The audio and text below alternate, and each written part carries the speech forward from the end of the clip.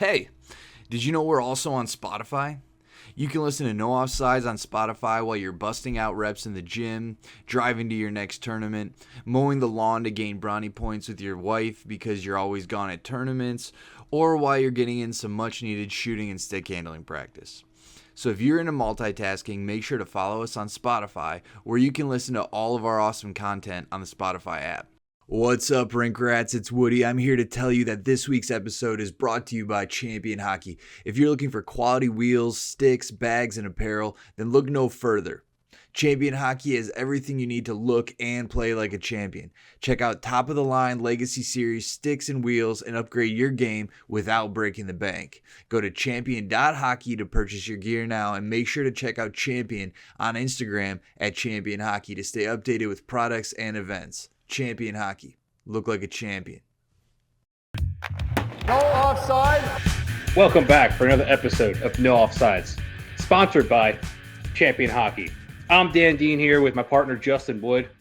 What's up? Our guest today is multi-talented. He's a musician, but more importantly, a professional hockey player on ice and roller. We want to welcome Chucky Slick. How's it going, man? How's it going, boys? Thanks for having me. Man, we're pumped to have you, especially after you making some headlines at Narch. Yeah, man. It's a fun tournament. It worked out. It worked out that you had games on Thursday, and then we pushed it back today, so we could talk about Narch and everything like that. So it was meant to be. Yeah, exactly. It was meant to be. I mean, this was like 6 months in the planning, I feel like. Yeah, 6 months in planning, and then about 2 weeks of me forgetting to send you a message. Yeah. It's all good, boys. Well, man, sometimes we get right into what you got going on now, but I kind of wanted to start this one talking about how you came up, everything you did to get going. How old were you when you started playing hockey, man?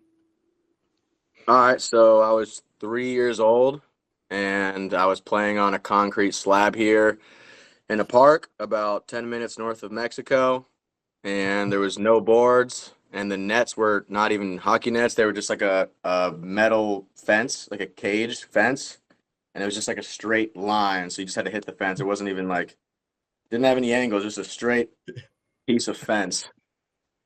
Played on that for like 2 years, and then joined like a local league here in San Diego and played in the local house league for a year or two, and then I ended up joining the San Diego Hosers like travel club and started entering into like all the Narches since I was like 8 years old. Oh, that's awesome. Yep. It's like a Mighty Ducks story. I feel like that's every player's story that grew up in Southern California. You know, we all started because of either that movie or Wayne Gretzky. Yeah. Was that one of your big... What's up? Go ahead. I was just saying, like, whether you knew it or not, maybe you started because you just all your friends were playing street hockey and stuff, but your friends were playing street hockey because of the Mighty Ducks movies, or the older generation was because of Wayne Gretzky. He really, like, started a huge street hockey phenomenon in California, and then the Ducks movies, like, just made it way crazier. Definitely. And you guys even had Gretzky out there. He'd go out and do some kind of events, right? Get kids going. He actually had some roller hockey rinks called the Gretzky Centers. I think there was like 2 or 3 of them here in SoCal. That's awesome. That really helps out one. Getting the game Maybe going. there was only one. I don't remember. Yeah, I started with street hockey as well. Yeah, All who the boys didn't, on the right? street. Yeah. Everyone starts. You guys started at a pretty young age too? I actually didn't. I didn't start till I was like 10. Damn. I was Yeah. 5.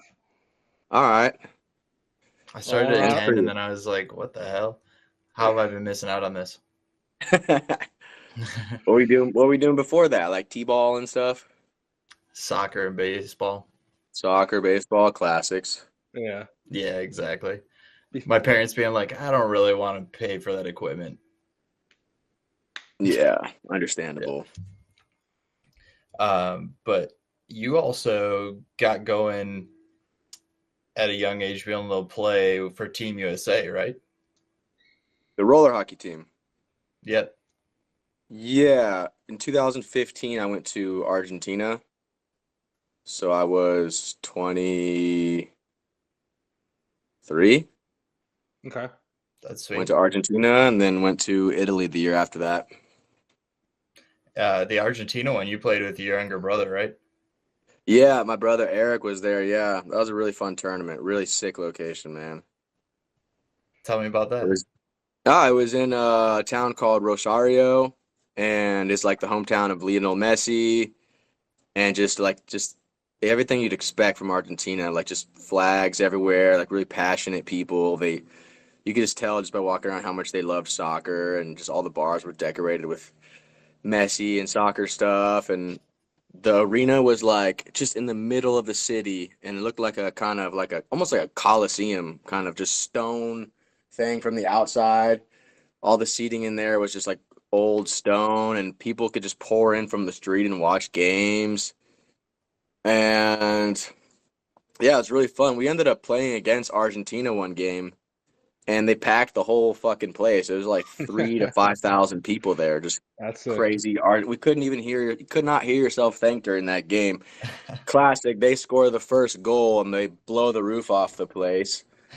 And, we're like sitting on our bench, like, what the fuck is going on? And they just had that momentum, and we almost lost. We ended up winning like 2-1, but yeah, it was really fun. They play with a lot of passion down there. I believe it. Well, it's got to be something special to like play with your brother at such a high level too. Being able to play for both of you play for your country at the same time. Yeah, that was a blessing. It was a really fun time. I enjoyed it a lot. Yeah. Like Me and Dan both get to play with our brothers. Dan was just playing with his brother at this last Hell tournament. yeah. Yeah. Except like me and my brother are 6 years apart, so like being able to play with each other is never really a thing up until obviously now, like traveling and going roller tournaments. So he doesn't get as excited about playing with his brother as maybe you and I might. Hey, it's okay. It has its ups and downs. Yeah, I love playing with my bros. You got multiple? I have 3 brothers, yeah. Yeah, me too. And so there's 4 of us. 3 of us have played Narch Pro for the last 10 years. Well, I took a break for the last 5 years, and my other brother he's everywhere as well. Like he's just he lives in Africa now and shit. So he's kind of been here and there, but from 2013 to 2018, us 3 were on the same Narch Pro team every year. So that was always really fun. Hell yeah. Who'd you guys usually play for? The San Diego Hosers, Okay. this team. Gotcha. Maybe it was called Maven Hosers, Maven, anything like that. Yeah. All right, and if you love this show, then you will also love the College Roller Foundation. The College Roller Foundation is a volunteer-run, tax-exempt 501c3 nonprofit organization that exists solely to raise and distribute funds to deserving college roller hockey student athletes in the form of scholarships.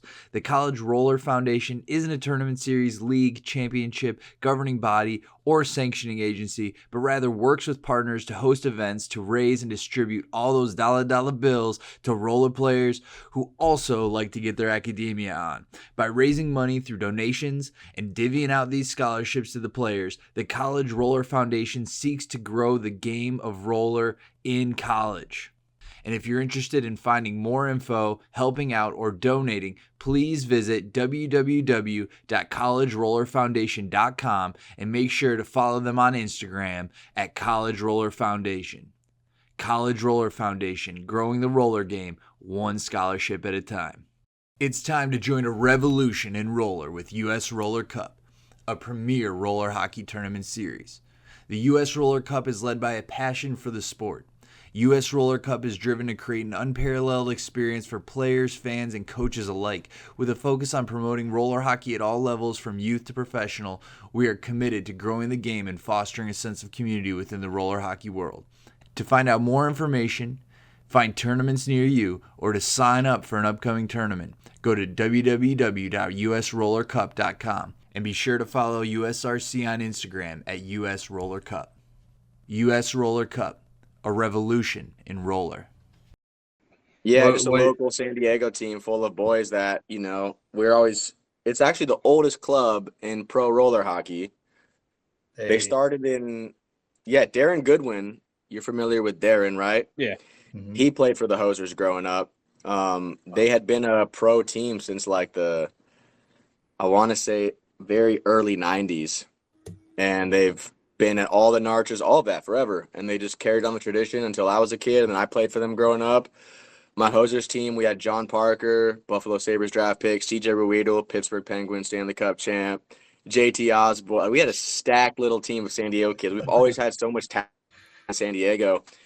And then the Hosers folded for like 10 years. And then when I was like 21, they like they restarted the club again. And that was when me and my brothers all joined and whatnot. And just like a classic team of like hometown kids, kind of like a Black Ice vibe where they're like all New Yorkers and they all kind of live around that rink, with the exception of maybe one or two guys. We were kind of always like very proud on being like a team that all lives within 20 minutes of our rink. And yeah. I think that's sweet because a lot of pro teams are mashups of people from all over the place. But when you have that kind of hometown kind of camaraderie, it's really cool. Yeah, it's fun playing with your boys, especially with most of them you grew up playing together, so you got some chemistry. You get to spend the weekends at the tournaments together. For me, it's always something more like admirable to play with your hometown team and of course over the years I had, some big teams like invite me to come play with them, and I just basically told them all to fuck off over the years. Like, just wanted to play with my boys, knowing like we're not going to win Narcs Pro, but just going there with the boys to play was always a good time. Now that we're not a team anymore, I'm just completely open to play for whoever now. But back in the day, I was like super loyal to the soil. Mm-hmm. That's I awesome. like that. Yeah. So, you just played Narch, right? You just got invited. Correct. And I'm assuming you got invited to play for the Pama Golden Knights academy team. Correct. And so, so it was funny because we talked about it, right, a little bit. We mentioned it, I guess. You kind of highlight at Narch this weekend. And I was looking at stats because, as Justin knows, and our viewers that watch us all the time know, I'm a big stat guy. I come across and I'm like, oh shit, like Kyle Mooney has like, what was it, 13 goals, 12 goals? Oh, Kevin Mooney, I'm sorry. And so then I'm like, oh, let me just check out stats, like who's leading. He's got to be leading. And it just so happened your game just ended when you had 8 goals. And I was like, what the hell? I was like, how does someone have 14 goals? And then I just see all the highlights blowing up of you having an 8-goal game at Narch Pro. And I was like, what the hell just happened? So what did happen? Well, what happened was Kevin Mooney, if you don't know, I play with him in Spain. We've been teammates and roommates for 3 years. Last year was the first year we both got our own places, but yeah, one of my boys, great guy. So we're so used to playing together. This is my first time on like being on a different team than him. And so I watched his game against the Canadian team, Pure Maple, and the guy put up 6 goals.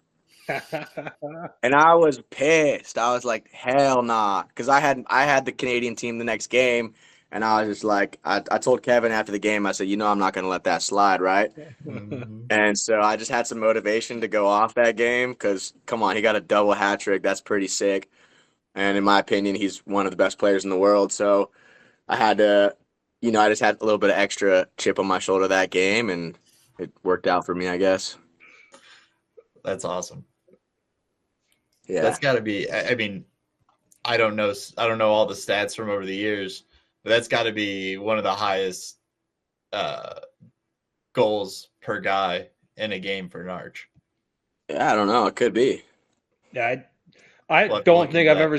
Yeah, I'm definitely gonna have to, but I don't think I've ever seen someone score maybe more than 5 or 6. Yeah, so, I mean, roller hockey, there's no way to really find out. I mean, I guess your best bet is just straight up asking Darren, and yeah. He might know,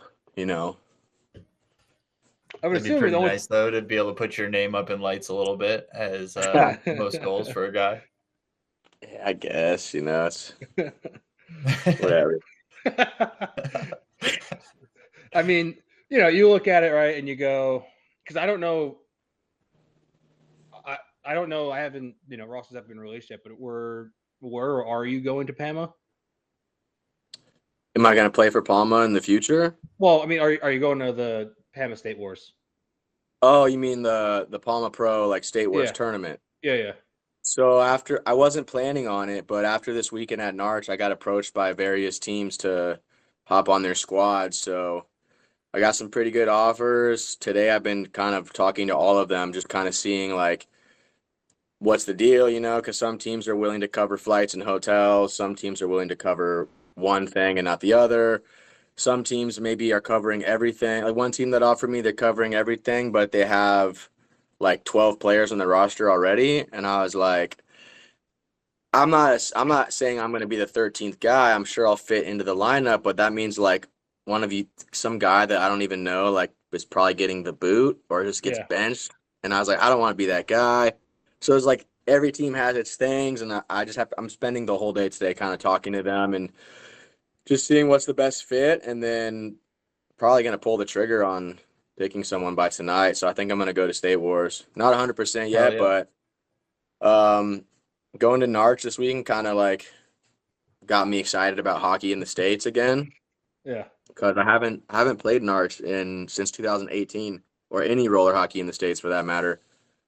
So, yeah, I kind of missed it. I missed seeing all the boys and the old faces there, and I just, fuck it, why not? Let's do State Wars. Hell yeah. Hey, got the adrenaline going. You got the itch back, Yeah, exactly. Usually I don't play because I'm just burnt out from the season overseas, and I need to rest my legs. Yeah, because you've been over in Spain dominating. Yeah, we've been doing well out there, and the season's 9 months long. We practice 5 days a week. We have games on the weekend, so 6 skates a week for 9 months straight. It takes a toll on your body for sure. So, when I come home in the summer, usually hockey is the last thing I'm thinking about or wanting to do.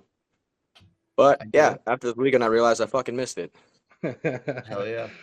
Well, we're glad you're back. Yeah, thanks for having me back, boys. Yeah, man. Well, let's talk about Club Molina Sport. Let's do it. You guys won championship this year, last year, and the year before? Yeah, every year we've won a couple. So the way it works in Spain is there's 4 cups. I know it's hard to fucking comprehend kind of because the way that American sports are set up, it's a league, and then at the end of the year there's playoffs and there's 1 cup. Even though I'm pretty sure, you can correct me if I'm wrong, the NBA, I think they did like a mid-season tournament this year, right? Yeah. You guys hear about that? It's either mid-season or they start. I think they start off the season with a tournament. Or maybe it was that, but they did like a little cup in the middle of the season, trying to emulate a European sports system because these little cups, it brings like added hype to the middle of a kind of not a dead season, but the mundane every day. When you throw in like a random little cup and you surround it with some kind of atmosphere of importance and energy, brings in a lot of money for clubs. And I think I wouldn't be surprised if we see that more. And it's something like the Winter Classic in the NHL, right? Yeah. It's something in the middle of the season that brings hype in the middle of the year, lots of money. So they do this in Europe. And in Spain, we have 4 cups. The Supercopa, which is the cup to start the season. And it's literally a battle of the 2 champions from the year before. That's cool. So you play like 1 game and you win like a cup. That one's like the least impressive of the cups and the least hype, but it's a cup.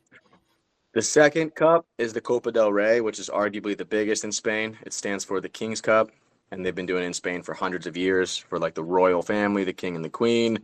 They do it in every sport, and in soccer, obviously the King's Cup is huge. Yeah. And it's nationally televised, even the roller hockey thing. It's a really big deal in Spain, and sometimes it feels bigger than the actual league.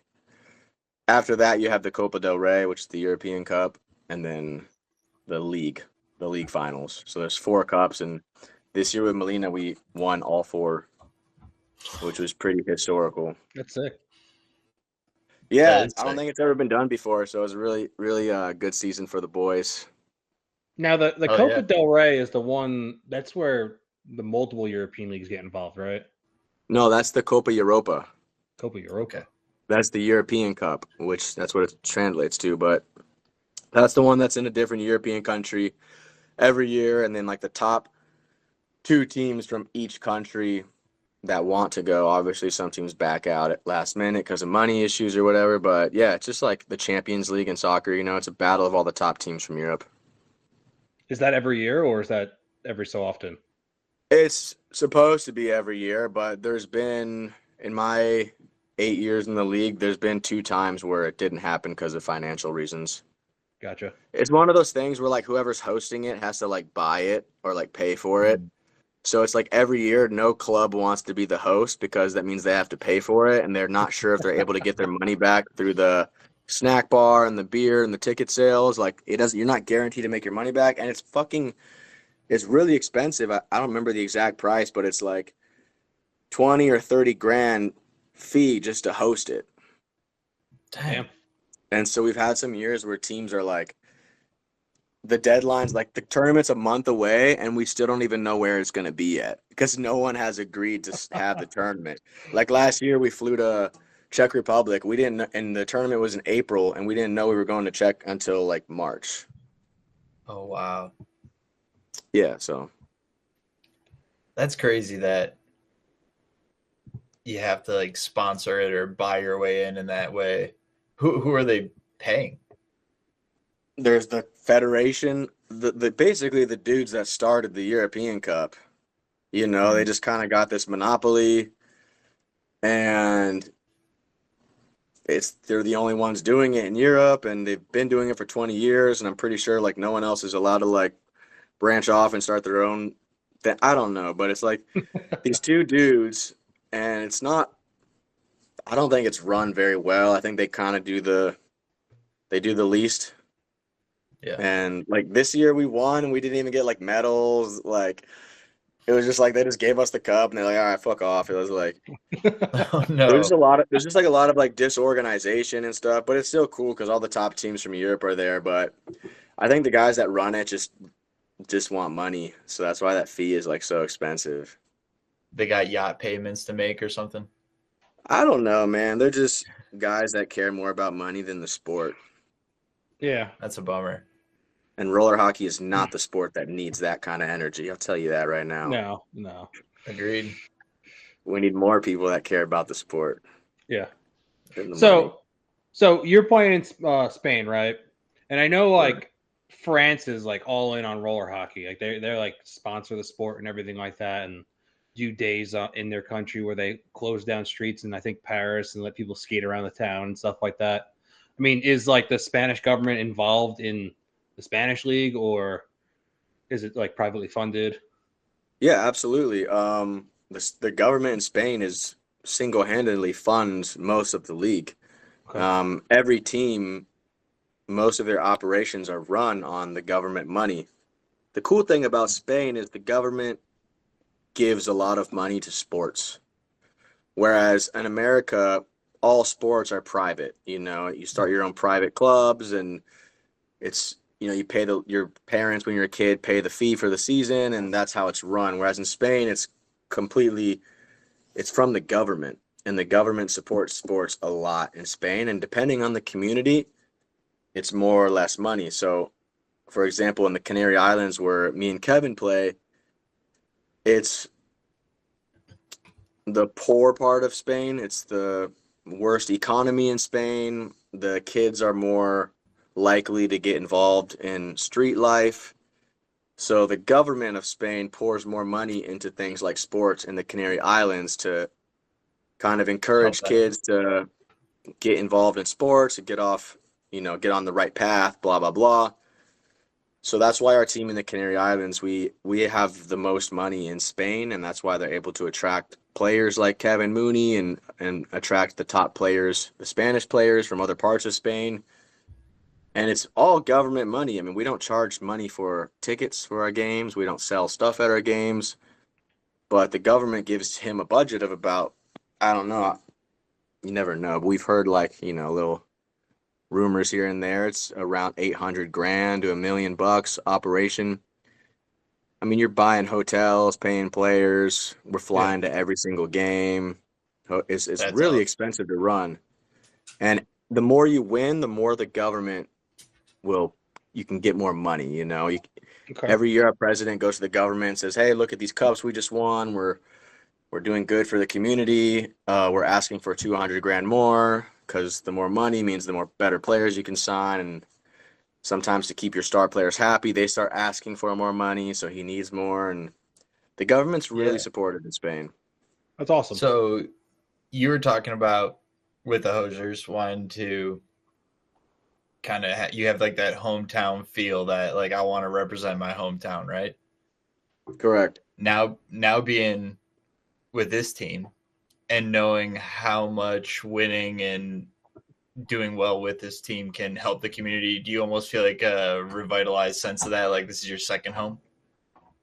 That's a good question, man. I feel great there. Feels like my second home, absolutely. Got a lot of good friends off the rink as well. And, you know, there's youth clubs there that part of our contracts, as most players in Europe have to do, you have to coach, you know, the youth teams and stuff and run their practices and whatnot. So all the players in our team kind of rotate weekly running practices, and it's cool, man. They all show up to our games. You got like a couple hundred local Canary Islands Spanish kids and their brothers and sisters and mothers, and the whole community just kind of shows out for our games. Nothing crazy, obviously, but you know, a couple hundred people showing up to watch a sport that people aren't really aware of. Yeah. It's pretty cool. I mean, you could probably compare it to watching kind of like pro playoff games, right? In like Norwich, Pamo, or Tours, where everyone just kind of piles in because those are the most important games. Exactly. Right? Whereas like your season's important every game because you're kind of playing for your city. So it's kind of that's the interesting part about European roller is like one support of the government, right? They want the sport to be successful, right? They don't want it to be like half-assed running it.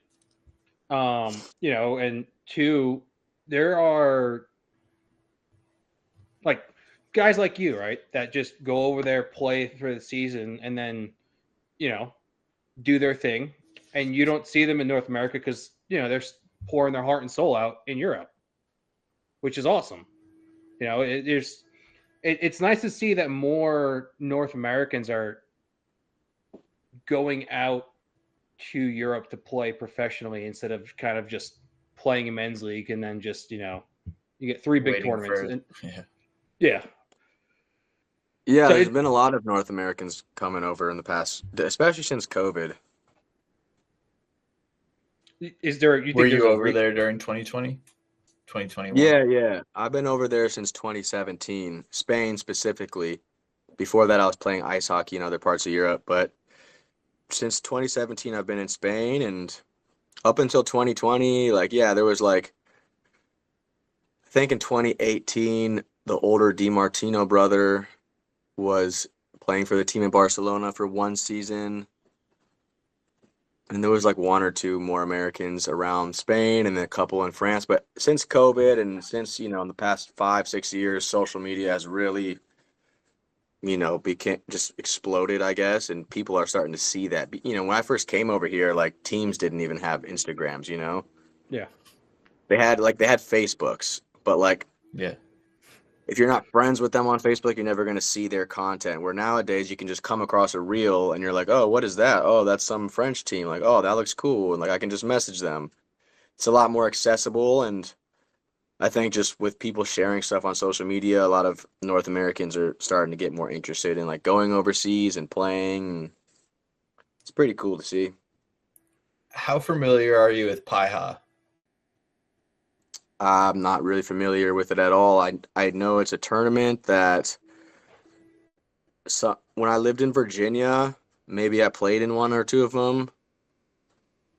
I don't know if it's a league or a tournament, but I know some of my Virginia boys, I've seen them mention it before, but I'm not sure what it is exactly. So it's, Dan, you can kind of pick me up where I'm wrong here, but it's kind of an attempt at what's going on in Europe, but here in the States where the teams are a little bit more condensed to their geographical location, and they play the season year round, and then have, you know, their playoffs and their championship, their nationals at the end of the season. And I guess where I'm going with this is, do you think that the United States kind of should try focusing on that with roller and developing teams in that way versus kind of how the pro circuit is now? Man, that's the $1 million question. Really good question, and I don't have the answer to that. Honestly, obviously the biggest challenge that we face, right, is the geography of this country, and uniting an entire country for a sport that's severely underfunded seems like a task that's just really hard to conquer. I feel like it could be successful in like regional areas, you know. I think they've tried stuff like that where, what league was it? The AIHL. Mm-hmm. They had like the Southwest region, which was like Vegas, Arizona, Southern California, and then they had like the Northwest, and then they had like the Michigan, and then I'm pretty sure like the winners of all those regions like met in New York for nationals and played against whatever the New York team was. It might have been Black Ice. That's probably the best way to do it if you wanted to do like a countrywide league. Like, there's no way with roller hockey money can you be traveling to New York on the weekend to play hockey and then the next weekend going to North Carolina. It's like, yeah, the best way to do it, I think, is to play regionally, you know, Southwest, Midwest, Northeast, Southeast, and then like have all the champions meet up in St. Louis, like in the center of the country. I just don't feel like there's enough money in roller to do like a pro nationwide league where you're just kind of traveling everywhere. Would be cool though. Yeah, I mean, it's kind of what they do.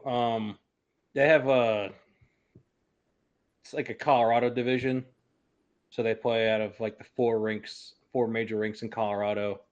And there's, I think, 4 pro teams are there, and then it's a 3-tiered league. It's pro, semi-pro, minor, and then New Jersey, New York, Pennsylvania, maybe Connecticut. They have, that's like a bigger region for teams, and so they have there might be 6 to 8 pro teams, but it's also like a lot of the Black Ice guys and Roadrunners guys kind of split off onto different teams, and so, you know, I think it's usually once a month they come in and they play like a round robin. They play like 4 to 5 games on a weekend, and then they go home, and then the next month they'll come back and they'll do another round robin. So they'll get about 15 to 20 games in a season. And then they'll do playoffs, and then like this year it was in Colorado Springs. They did nationals for the top 2 or 4 teams for pro, I think it was. I didn't even know Colorado got down like that. Colorado Springs rink is sick. It's ran by Yoders. Wow. Yeah, they're the ones behind all of Paiha. Okay. Yeah, I thought it was like an East Coast thing for some reason. I mean, it's where hockey is. Yeah. East Coast is kind of like the hotbed for roller. Whoa. Well, after you guys. Yeah, it's SoCal. I'm not saying it's one or the other, but there's 2 hotbeds, all right? Yeah. I mean, there's there's SoCal, there's the Northeast, and then, you know, St. Louis is kind of, you know, kicking up the dust and kind of coming up. Florida was there for a while, and then Florida died. It's always been like New York and SoCal, and then there's like sprinkles like St. Louis, and then Detroit, Colorado, and then Florida has a little roller scene as well. Yeah. And I mean, like, pro roller scenes, you know. Of course, you can go to fucking Kentucky and find a local roller league, but no. So, yeah. So, Chucky. I'm sorry, I loved his face on that when he was like, "Well, what the fuck?" You're right, though. California is just as big, if not bigger. I mean, yeah, dude, ice is so fucking expensive out here compared to out there. So it's like the difference between California roller kids, most of the New York roller kids, they still play ice or they grew up playing ice. Where there's so many kids in California that never fucking stepped on ice in their life. Because it's just roller's much more accessible out here and a lot cheaper. The fucking fees for ice hockey out here is insane just to keep these rinks cold and stuff. It's got to be. That's everywhere. Yeah. Yeah, it's everywhere. I can imagine because, I mean, and I see what you're saying too, because like California is just more expensive than almost every other state, right? So, you're a wee bit hotter than New York. Yeah, I don't know. It's just also a cultural thing too. I mean, ice hockey didn't even like really become a thing in California until like the late 90s. Like nowadays it's normal to see California kids committing to D1. There's a couple California guys in the show. Thatcher Demko, he's from San Diego. It's a little more seen these days, but it still does not compare to the level of ice that you guys have on the East Coast or in the Midwest. It's like not only is it not as accessible, it's just not culturally, roller is just so huge out here. I also think you probably spend more time in traffic than you do on the ice. Yeah, if you live in fucking crusty, dusty ass Los Angeles. Fuck LA. So I've only been once and I don't like it. Terrible place. That brings me to my next point, right? Is you did get into ice hockey because you had a professional career in ice hockey before roller, right? Yeah, kind of. I mean, you played in the NAHL, the North American Hockey League. You had a short stint in the SPHL, right? So I mean, you still played professional. So yeah, but so the guys I played with this weekend, they wanted to know if you have any crazy stories, like fight stories or anything from the NAHL. Well, okay, yeah. So the NA back when I was playing was a fucking, junior A, really good league. Every team, first line and even second, some guys in the second line. Every team was committing a bunch of guys to D1. 3 or 4 guys were committing players to D1 colleges. A really good league. I'm not going to speak on how it is today because I have no idea, but there was 5 divisions, and I played in the South Division. Where it's Texas, Oklahoma, New Mexico, Kansas. The South Central part of the United States was a division, and the nickname of the division was the Black and Blue Division because it was an absolute goon show. We had the best fans in the league by far because all the other teams were in fucking Ohio, Michigan, places that have real hockey markets like D1 ice hockey, AHL, ECHL, NHL, where no one really cares about tier 2 junior ice hockey, right? You got a couple hundred fans. In the South, what happened was, since there's no NHL teams down there besides the Dallas Stars, right? You don't got anyone in Kansas, Oklahoma, the entire state of Texas besides one city, New Mexico, nothing. So there's all these like big cities, right? You got Houston and Austin and Albuquerque and Topeka with no hockey. So the South Division was essentially a bunch of minor pro teams that folded and got bought out by their junior teams, but used the same names. And the fans down south who don't have a damn clue about hockey, the majority of them, they didn't know the difference between pros and juniors. So they kept showing out to the games. And most of the teams are actually pretty much every team in the NA South, we played in arenas. Like we didn't play in ice rinks. We played in arenas, and average attendance was anywhere between 3,000 and 8,000 to 9,000. My rink in Corpus Christi, we were averaging 5,000 to 7,000 fans a night. That's a sweet rink too. Yeah, the American Bank Center. It's a huge rink. They do Harley Davidson nights where we wear fucking flame jerseys and fools come out on the ice with motorcycles. We did cancer night, paint the ice pink, military night. There's a whole show down there, and you're known in the town. Like people would come up to us at the bars or restaurants, be like, "Hey, do you play for the Ice Rays?" And we're like, "Yeah, I play for the Ice Rays." And it's like you're kind of like a big deal in town. They're like, how do I tell them we're not pros? We're just like 19, But man, that league and that division specifically was really fun because down there the fans are there for majority reason is to see a fight. They love seeing the fights because that's how hockey fans who aren't true hockey heads are, right? So our division, there was just tons of fighting. I mean, I'm talking 3 fights a game minimum all the time in a 60-game season. My roommate Michael Economos. This guy was just the heavyweight on our team, and the guy was dropping the gloves every night. And it was just dude, I don't know. And he'd come home and his hands would be shaking, his knuckles would be all busted up, and then he'd have to go back and do it again the next night. And he was a first liner. Just to put in perspective how fucking insane this league was. Yeah, I mean, you're guaranteed losing a tooth, breaking a nose, getting 10 to 20 stitches in your face every season. It was fucking violent. If we didn't fight, I remember one time our GM, who never comes into the locker room in Corpus Christi, he comes down from his GM press box, comes in the locker room in the third period, and just like, who's fucking going? We got a packed barn out there tonight, and none of you pussies have dropped the gloves. Who's going? And I was just like, holy shit. I'll never forget my very first game in the Null, the very home opener, right at the home opening, my very first puck drop. Puck drops, 2 guys fight. Go to the box. Second face-off. Puck drops, 2 guys fight. We haven't played any hockey yet. Third face-off. Puck drop, 2 guys fight. There's 3 fights in a row. And now my assistant coach, who later became my agent, who got me to Europe, he's just yelling down the bench going, we're going down the whole fucking line. Who's going next?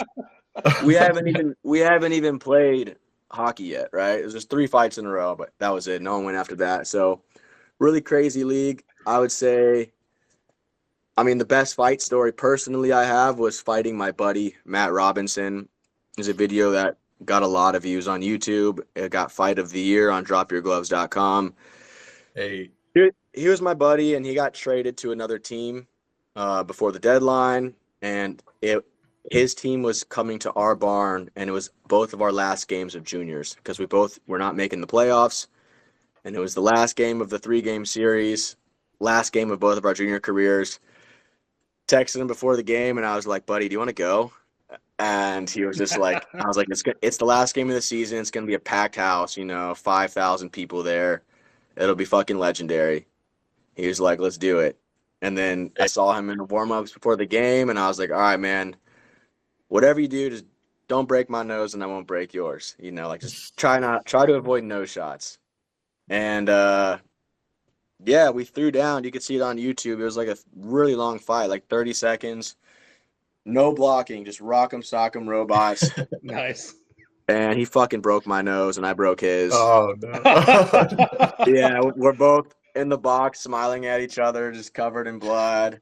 And then the next morning, before his team took off, we met up at the beach in Corpus Christi for a beer, and both just looked like raccoons, and it was a cherry on top for a junior career in the Null. That's awesome. So, yeah, that's probably why they wanted me to ask you that question, because I guess they had some insight in the Null. Yeah, it's kind of a legendary league. Nice. I mean, I take it you probably don't miss that style of hockey anymore, huh? Hell no. Yeah. That shit's crazy. I can't believe I even did that. Now, is there ever any fights in European roller hockey? No. Nah, I mean, if there is a fight, you're looking at like a 5-game suspension. Oh, okay. Not worth it when the season's only 20 games. Yeah. I've seen like one time, one guy on our team put another guy in a headlock, and he got a 4-game suspension. Oh, geez. Oh, damn. 2 years ago, our captain one of our players got like just dummied from behind. Our captain just skated in and just fucking just punched this guy just once in his face, and he got like 5 games just for one punch. Wow. So it's very rare to see fighting, which is really fucking annoying because I absolutely think there should be fighting in not just Spain, but all roller hockey. Because one of the problems, in my opinion, with roller hockey is there's too many fucking rats out there that are okay with playing dirty and they're used to it. They're Yeah. accustomed to getting away with it. They're accustomed to playing like little rats without consequences because they know it's roller hockey and no one's going to fight them because no one wants to get kicked out of the game. Whereas, Yeah. as violent as the NA was, in some ways, I know it's going to sound crazy and it's actually probably not true, but in a weird way, I did feel safer knowing that I had guys on the ice with me that they scared the other team to not fuck with me, to not fuck Yeah. with forwards. And we had big guys out there that were the enforcers. But especially in Spain, bro, there's like so many players in that league that just do little cup checks and little things that are annoying, and they know that at least here in Narch, you can cross check someone after the play and talk your shit and put them in a headlock and throw a couple punches and maybe you just go to the box for a couple minutes and you're good.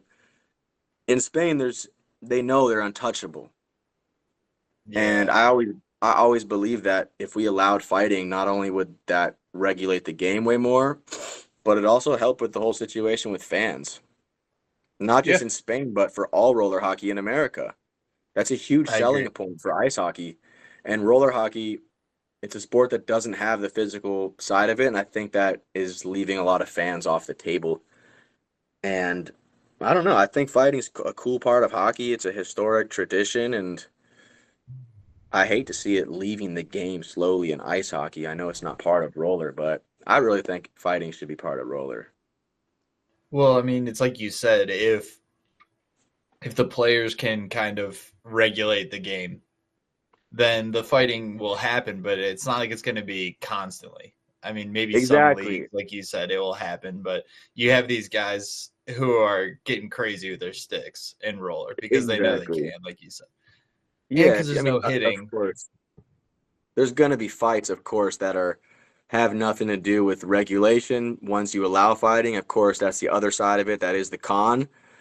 But in my opinion, it's worth it because I've gotten too much cheap shots in Spain, too many players playing with too much confidence that I'm just like shaking my head like if only this was fucking ice hockey, like I would like because out there I'm kind of I'm kind of a larger fella.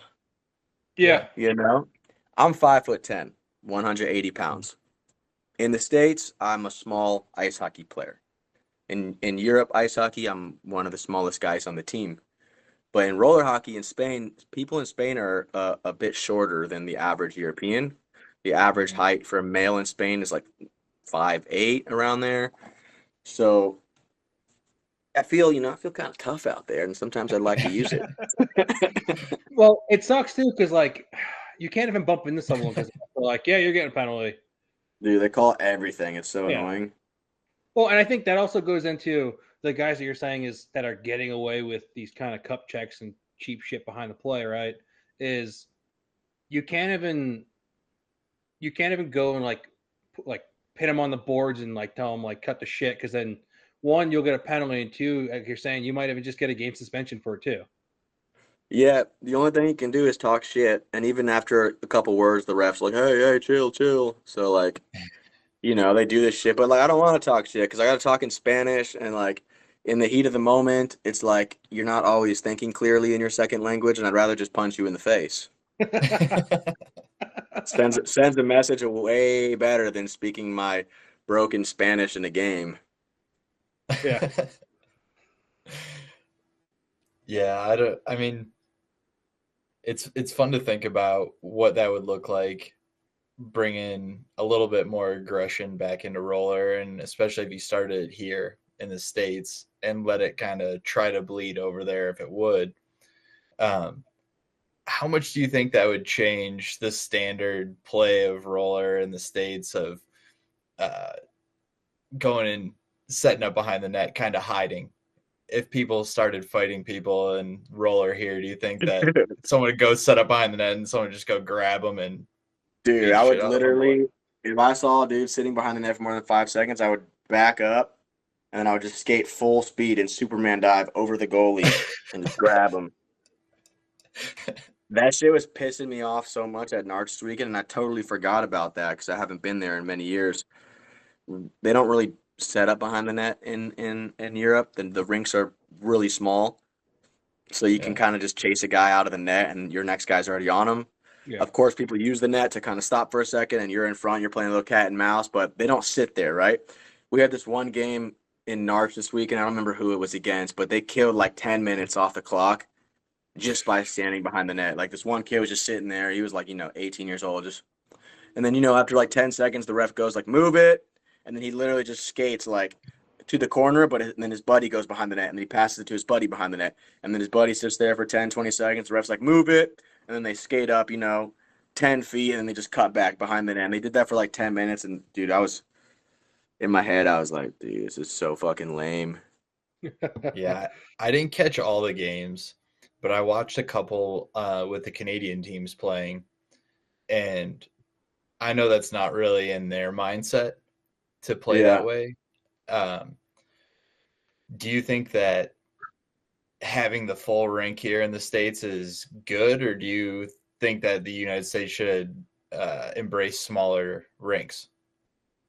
I like the bigger rink for my speed for sure, because in Europe I'm not as effective speed-wise. I had to learn how to get better at shooting and just coming in and shooting through traffic, which did end up benefiting me coming back to the States. But I love how in the States I have like all that extra room to, hold on, I'm gonna plug my phone in. I have all that extra room to skate. The only downside, I guess, is, players just holding the puck all the time. But yeah. Did you feel oh, go ahead, Dan. No, go ahead. I was going to say, like, the European leagues are just constantly moving, so there's action all the time, right? So there's just constant shots. And so it is complete polar opposite of North American roller hockey. And so, like, how do you have to like mentally adjust yourself for it, or like, when you came back and played in Narch, was it just like I'm just gonna play, or was it kind of like a little culture shock for playing European roller for so long? Yeah, it's been 5 or 6 years straight of European roller without any American roller in the mix. It's not a shock, but the main thing that I just kind of forgot about was how a lot of teams have that style of just killing the clock and holding the puck, and it's just like, it's frustrating. But to win games, I get it, but it's just like, for me, it's not the most respectable way to win. Even though I get it, you want to win, so it's fine or whatever. But it's just like, as a player on the other side, it's like so frustrating, and you need a goal, and they're just holding it, and there's nothing you can really do. But yeah, it's part of the game. I think that was like the main thing that I wasn't used to. Also, the hitting. I forgot in Narch you can bang bodies against the boards. Oh, yeah. Totally forgot about that. Some kid like sent me into the boards in like my first game, and I was like looking at the ref like, what the fuck? And I was like, oh yeah, you can do that. So that was cool.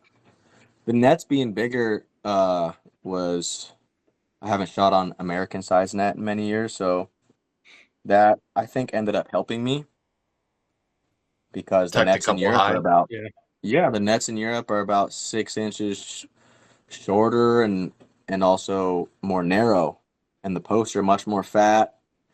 So I noticed I was seeing a lot more net. Okay, that's got to be a nice feeling.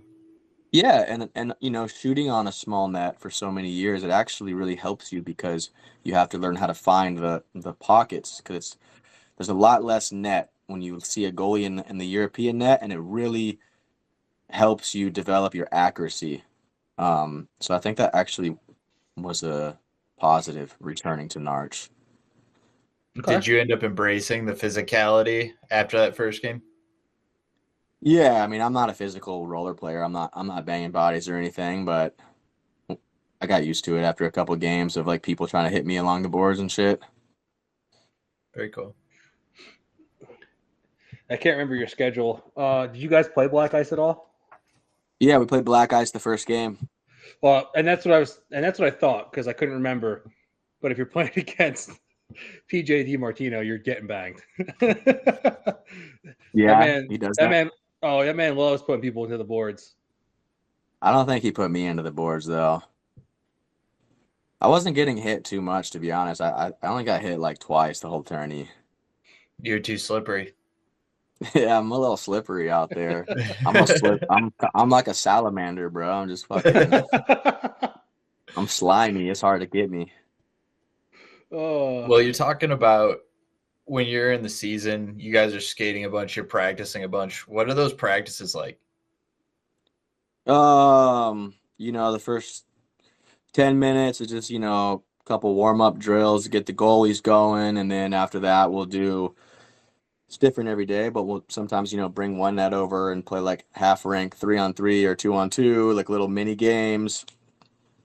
Just try to get better in tight areas because a lot of European rinks are small, so we do a lot of tight area games, quick shots, stuff like that. And then, yeah, we'll do some like 2-on-1s, 3-on-2s, pretty standard stuff, and then finish the trainings with a scrimmage every single time. And then Wednesdays is just like strictly scrimmage day. We just play a full-on game, like however long the games are, and like we do like 220s or whatever it is in Spain. So we just do that for practice, and we'd have like a battle between the guys between the two lines every Wednesday. Whoever wins, we put like a mark on it, and then at the end of the season, whoever won like the Wednesday battles gets like a case of beer or whatever it was. Oh, hell yeah. Yeah. And what do you do kind of for your off ice training? Do you do anything else like? Yeah, just like rip ciggies and burritos and Nice. Hell yeah. Nah, off ice training we do like before every single training we have like off ice. So some days it's plyometrics, some days it's like calisthenics, and well, it's 4 or 5 days a week. At least 3 days of the week it's just weightlifting. Legs one day, we bring out the weights. We have like a shopping cart, like a grocery store shopping cart full of like weights and plates, and we bring them out, we set them up just outside of our rink. We don't have like a gym there. And we do bench press and tries and buys, and then one day will be like abs, and then the next day will be like legs, and then like the day before the game will be like maybe like a light stretch, stuff like that. It's cool. Yeah. What else are you doing physical wise? Like, are you out there doing anything else other than hockey? Yeah, so in the Canary Islands where we're located, there's a lot of surfing, and it's the surf capital of Europe. Hell It's yeah. Yeah, I mean it's kind of like Hawaii is to the States, it's a couple hours by plane to the mainland, chain of islands, tons of waves and good surfing, some world-class waves. And a lot of the players on our team are actually playing there because that is the attraction. They get to surf. And I don't know if you guys are familiar with surfers or surf culture, but surfers love surfing more than hockey players love hockey. Like they're legit crackheads. Yeah. They'll just bail on any plan if there's waves, like it could be anything. You could literally have like a planned dinner and then they won't show up and you're like, sorry, man, it was pumping. And you're just like, dude. So we have like 3 or 4 like really diehard like surfer guys on our team. And then there's like me and Kevin Mooney and like one other guy where like we get out there and have fun with the boys on like regular days, but I'm not a guy that goes out there a lot during the winter when it's cold and the conditions are like big waves with a lot of power. That's like the real surfers kind of thing. I don't consider myself a real surfer. I like to dabble in it, during the summertime before it gets too cold. Not the weather. The weather's always warm, but the ocean gets cold in the winter. Me and Kevin will get out there like, twice a week with the boys and go out there surfing, and it's fun and whatnot. So that's like our main physical activity outside of hockey. Well, I mean, surfing's not easy.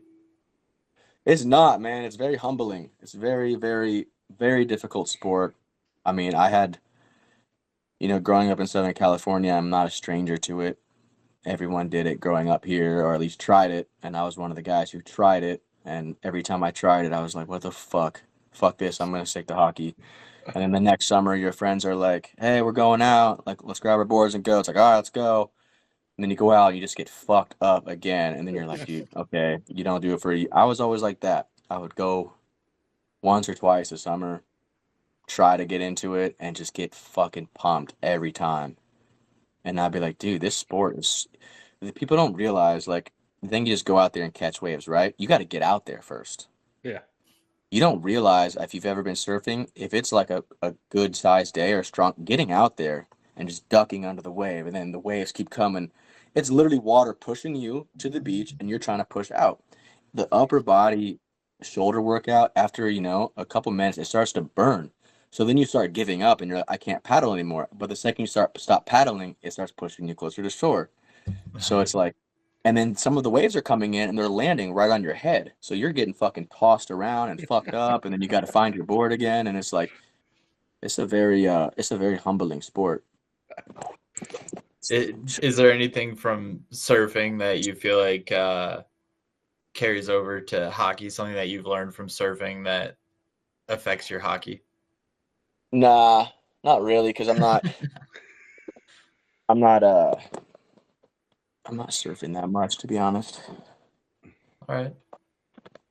Yeah, I was going to ask something similar, because I was going to say, like, bouncing on the board and staying on the board. Like, you think it would have any translation over to, like, skating and edge work and stuff like that? I'm sure the guys who are, like, surfing every day, they find some lessons in it.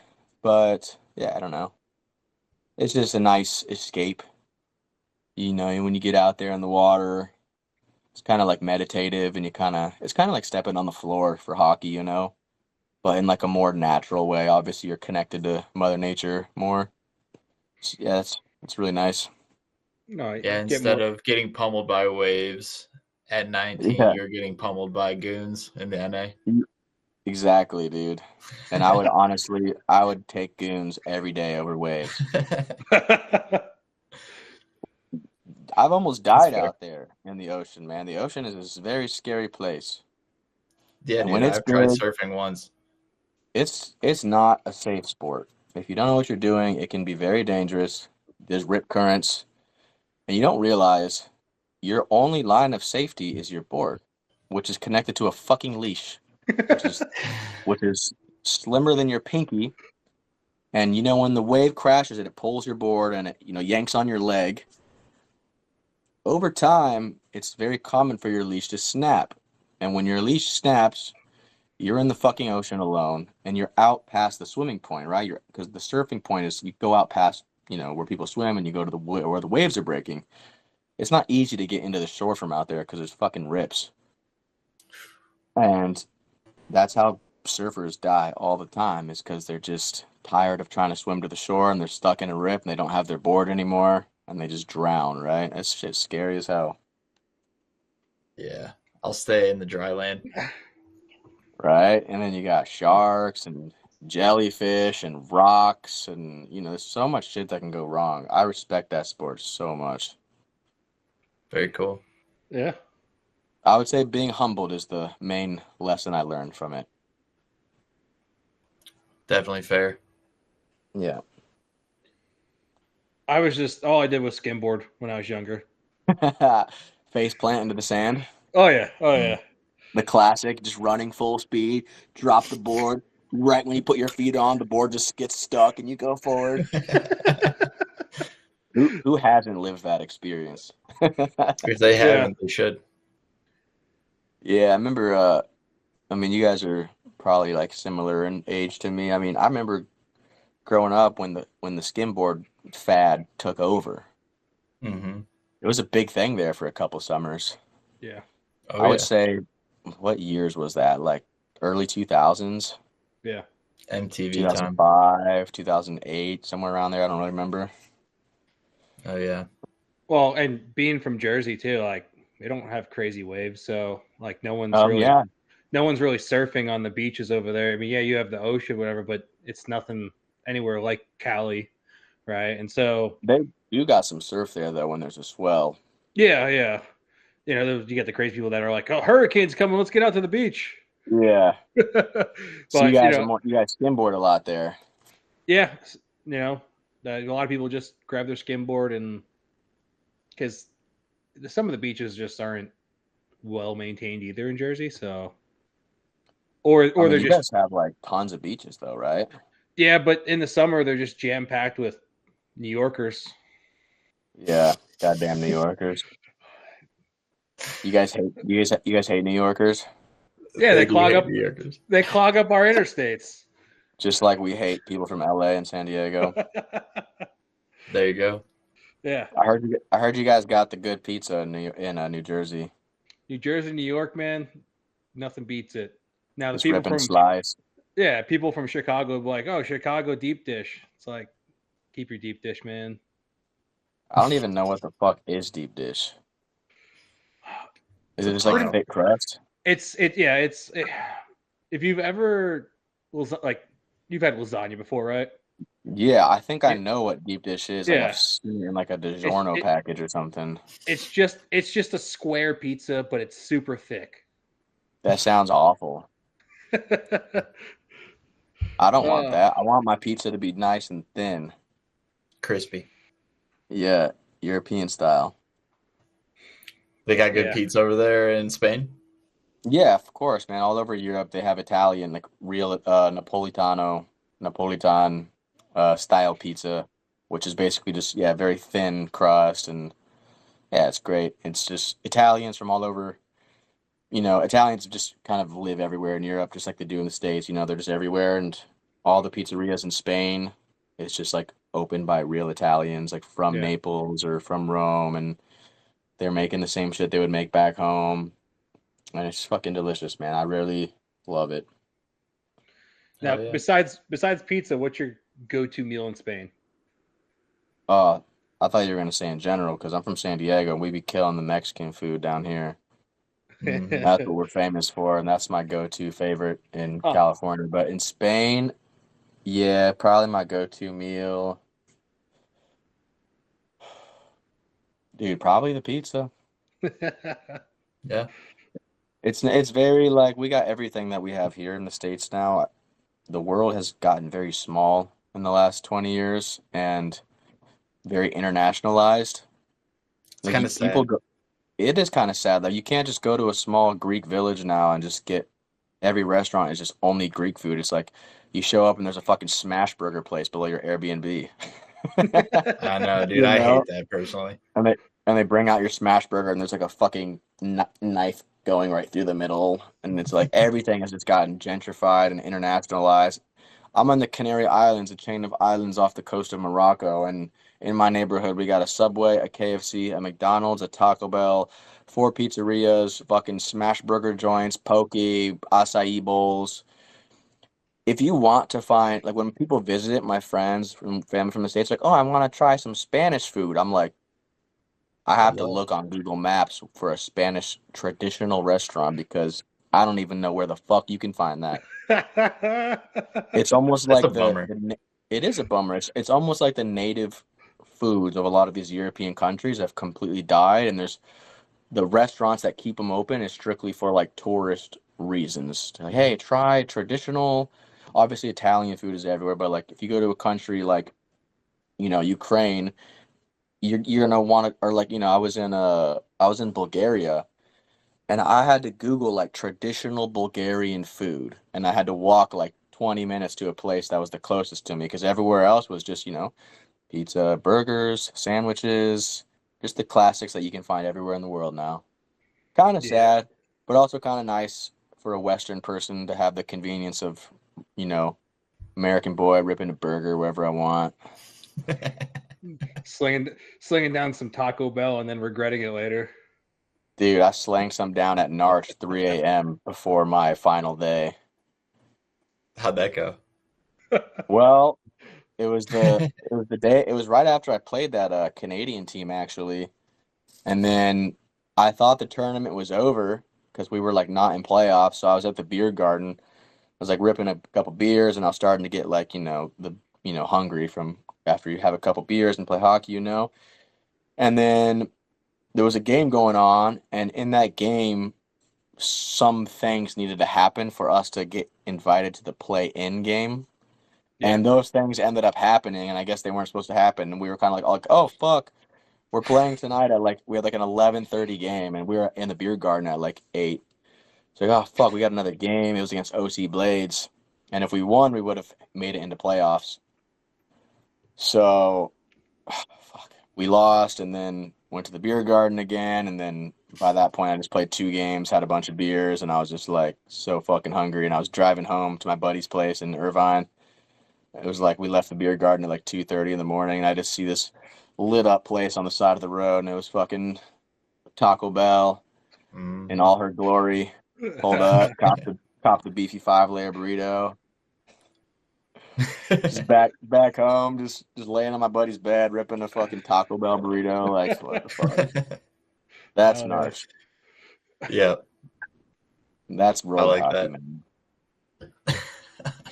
A greasy sport. That's greasy sport. You're not even showered. You're just fucking. You're in the Taco Bell drive-through, sweating like a pig, smelling like just the worst smell ever because there's no showers at the rink, and you're like, yeah, let me get a beefy 5.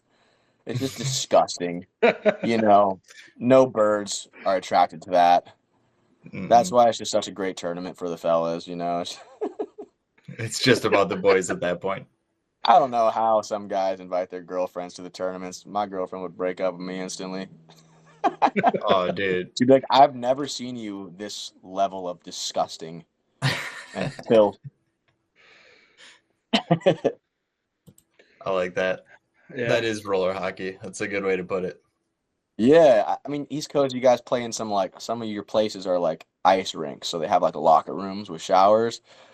But out here, bro, it's just outdoor rinks, no showers, never.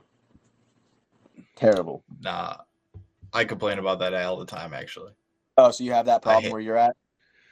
Yeah, our rink, the one main rink, it's the only dual sheet for a while near us, which is still from us is like 3.5 hours, is in Atlanta. And so they have dual sheets, but they don't have showers. They got locker rooms, but they don't have showers. Why is that a thing in roller hockey? Why is that a thing? The same reason they don't give us money for other reasons. I guess, but fucking it's a facility. Like, how does a facility legally not have a shower? I agree. The legality should be brought into it. It should be illegal to not have a shower. We should take this to court, boys. I already said I'm going to start a petition. Imagine if we did that and we saved the roller hockey world. We'd be looked at as gods. It's all right. You can be our spokesperson. Yeah. Yeah. Every shower can have no Offsides podcast logo on the fucking door. Yeah. Love it. That's what we'll do with any proceeds. If we ever end up with any proceeds, we'll donate showers to every facility. Wait, going back a second, you said the closest rink to you is in Atlanta and you live in New Jersey? No. So we both live in North Carolina now. Oh, all right. So the closest rink that's indoor that has tournaments that run out of it is in Atlanta. Damn. When I was growing up, we were talking about it earlier. We used to go down to Greensboro or Raleigh area, and they had a rink there. They still have the rink, but because it's the one in Apex, and so it was a dual sheet with a soccer rink in the middle of it. Then they closed down one of the rinks and made it 2 soccer and one did lacrosse on as well. So they still have one sheet, but it's the roller scene kind of died in North Carolina. Damn, that's sad. There are 0 colleges with roller hockey. Yeah, there's not travel clubs. Not really. Raleigh was the big hub for roller hockey, and it kind of died. But now it's starting to come back a little bit. One of the sickest teams growing up was the Greensboro Generals. They were sick. They were so good. They were one of the best teams on the whole East Coast. They would be at all the tournaments against Tour Breakaway, Philadelphia Revolution, Black Ice, Greensboro Generals are right up there with the top dogs, and there was a gang of kids from North Carolina. They were nasty. Yeah, maybe we can bring it back. Yeah, like our rink is outside asphalt, so we got to deal with the elements and bouncing pucks, and it's fun. That's a lot of crazy. fun. But the last college team in North Carolina for roller hockey was probably, gosh, I don't know how old those guys are. It's been a bit. They played out of ECU. And, why do you guys live in North Carolina? Good question, man. No, I don't mean that in a way of like, why the fuck do you live there then? I mean, like, you guys, like, how'd you end up there? I'm just curious. My wife went for a master's here, so I ended up moving here, and it's cheaper than Jersey, so. Yeah. Probably what about you? More. I moved all over. I was from Michigan originally. I moved to Colorado, Arizona, and then ended up here. Was working at a ski resort for a while, and then now I'm just here. And you guys just connected through the roller community there? Yeah. Yeah. Is it pretty small community? Yeah. Yeah. I mean, we have there's like 166 adult members in our league. We got 3 divisions, so. Okay, and your league is on that asphalt place though? Yeah. Are you guys in Raleigh? No, we're out in Asheville in the west side in the mountains. Oh, in the west side. Almost so that's Tennessee. A couple hours from Raleigh. Okay. Yeah. So you guys don't have any kind of sport court situation there?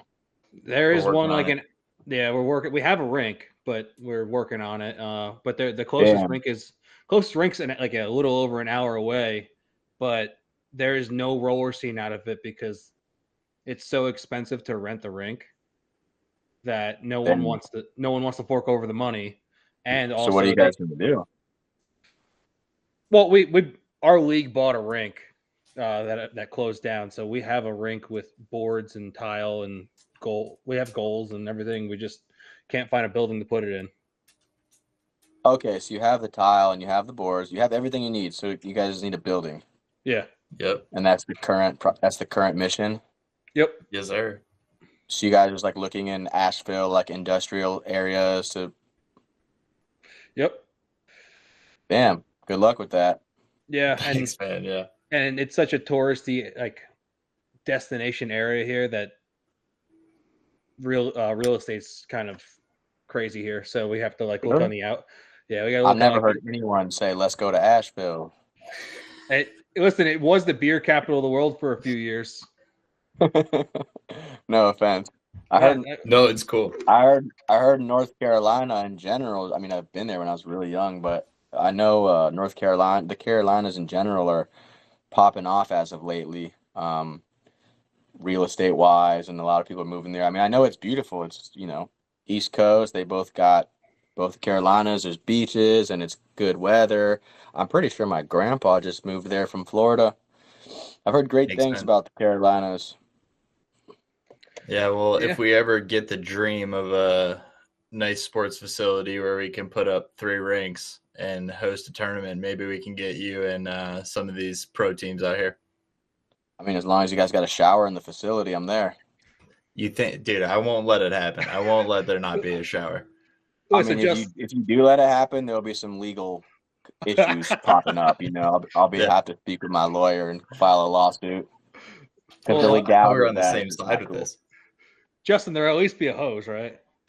There's always a hose, man. I always find the hose. Yeah, the hose is cool. The hose will do. All right, man. We'll let you get out of here. But before we let you go, is there anything that we didn't touch on? Anything that you feel like we should have been talking about? No, I mean, if you guys have more questions, feel free to ask them. If not, I don't have anything to say. All right. Well, we'll definitely keep in touch, man, because we want to dive deper into European scene and get a little more knowledge through the leagues and stuff like that. So we'll definitely be in touch with you. But yeah, man, we appreciate you joining us. Yeah, boys. Thanks for having me. I had a good time. You guys are beauties. Yeah, it was Thanks, definitely fun. Yeah, man. And so if you're watching or listening, make sure you follow us either on Spotify or on YouTube. Leave a comment.